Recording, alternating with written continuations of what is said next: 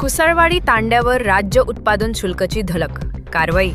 1,03,000ची हातभट्टी उद्ध्वस्त. दोघांना अटक. 2,600 लिटर रसायन नष्ट. अंबाजोगाई तालुक्यातील मौजे कुसळवाडी तांडा शिवारात राज्य उत्पादन शुल्क विभागाने शुक्रवारी सकाळी धडक कारवाई करत डोंगराळ भागात सुरू असलेली हातभट्टी उद्ध्वस्त केली.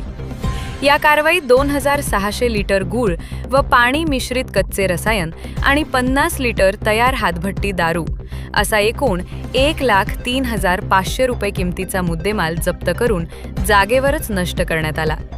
माननीय अधीक्षक राज्य उत्पादन शुल्क बीड यांच्या मार्गदर्शनाखाली निरीक्षक श्री डी चौरे यांच्या पथकाने ही कारवाई केली.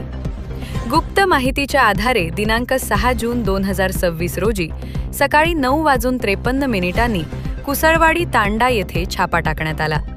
कारवाई पथकात उपनिरीक्षक श्री टी कुबडे, उपनिरीक्षक श्री व्ही कोरे यांच्यासह सर्व श्री एस लोमटे, एस जरवाल, जवान विभीषण वायबट व महिला जवान रागिणी मुंडे यांनी सहभाग घेतला.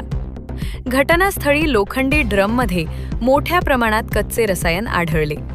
उत्पादन शुल्क कायद्याअंतर्गत 3 स्वतंत्र गुन्हे दाखल करण्यात आले असून 2 आरोपींना अटक करण्यात आली आहे. फरार आरोपींचा शोध सुरू आहे.